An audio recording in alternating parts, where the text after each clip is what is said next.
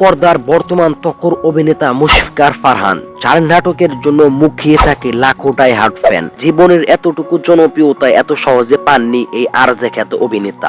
বহুর কঠোর পোড়াতে হয়েছে তাকে। তার জীবন ছিল বহু কষ্টে জড়িত। বাবা হারা এই ছেলের জীবনটা এত সহজ ছিল না।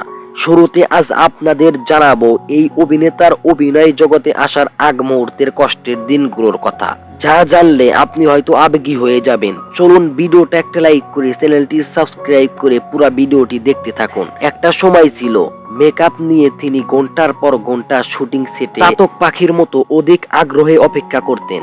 কোনো সময় ডাক পড়তো, আবার কোনো সময় একেবারে রাজ্যের হতাশা নিয়ে বাসায় ফিরতে হতো শুধুমাত্র ছোট্ট একটি চরিত্রে পেতে। একসময় যে ছেলের দীর্ঘ অপেক্ষা করতে হতো, বর্তমানে সেই অভিনেতার একটি দুটি কিংবা 10টি নয়, একেবারে 62টি নাটকের ভিউ কোটির উপরে।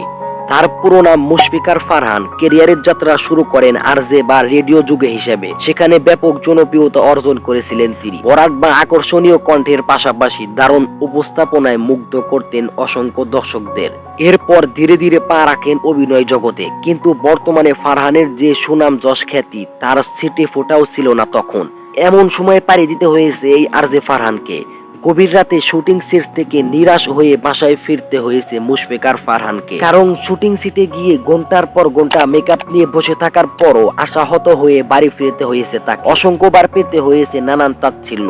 তবে সময় দৃঢ় মনোবল ছিল, নিজের প্রতি ছিল আত্মবিশ্বাস, আর সেই আত্মবিশ্বাসের জোরেই অভিনয় জগতে টিকে থাকতে পেরেছেন এই অভিনেতা। তাই তো এখন ছোট পর্দার সবচেয়ে আলোচিত অভিনেতা হয়ে উঠেছেন তিনি, যার নাটক দেখার জন্য অপেক্ষা করে বহু ফারহান ভক্ত।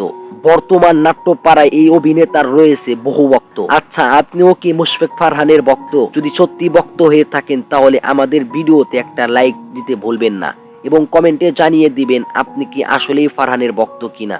ধন্যবাদ সবাইকে।